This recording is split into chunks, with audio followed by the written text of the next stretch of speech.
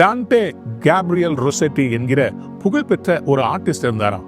அவரிடத்துல ஒரு வயதான மனிதர் தன்னுடைய படங்களை கொண்டு வந்து கொடுத்து சொன்னாரா, ஐயா, நீங்கள் உண்மையா என்னுடைய இந்த படங்களை பார்த்து இது நல்லதா அல்லது தேராதா இதை பார்த்துக்கொண்டு சொல்லுங்கன்னாராம். அவர் அதை வாங்கினாராம். வாங்கி ஒன்றுனா பார்த்துட்டு இவருக்கு அந்த பெரியவரை மனசு நோகடிக்க விரும்பவில்லை.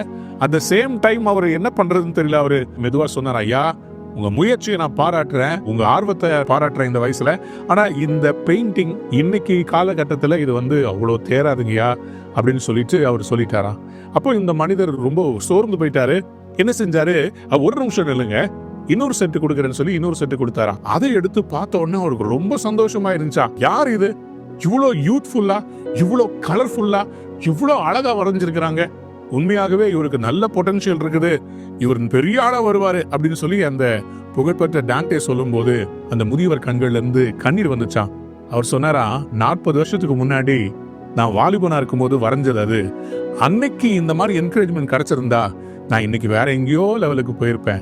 என்கரேஜ்மெண்ட் கிடைக்காதனால நான் இதை ரொம்ப சீரியஸா எடுக்காம, இதை ரொம்ப பேஷனேட்டா பண்ணாம, ஏதோ சும்மா பொழுதுபோக்காக பண்ண ஆரம்பிச்சிட்டேன்.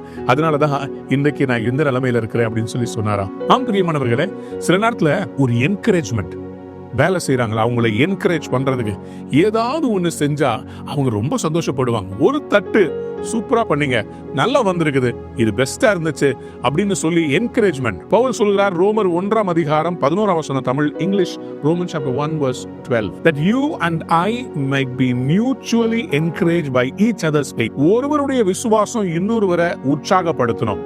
மனைவி கணவனை உற்சாகப்படுத்த வேண்டும், கணவன் மனைவியை உற்சாகப்படுத்த வேண்டும், பிள்ளைகளை பெற்றோர் தட்டி கொடுக்கணும்.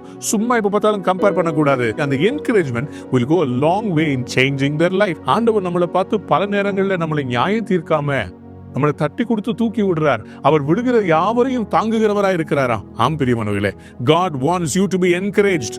Sometimes if there is nobody to encourage, you have to encourage yourself in the Lord.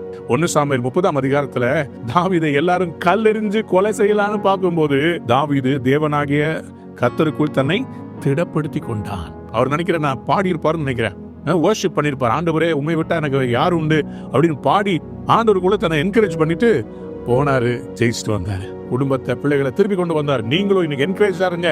whatever it is, be encourage others and you will make a difference. இயேசுவின் நாமத்துல சொல்றேன், whatever you lost you are going to redeem.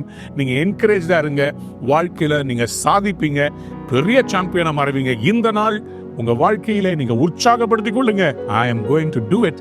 It's a new beginning. It's a new day. God bless you. Have a wonderful day. Be encouraged.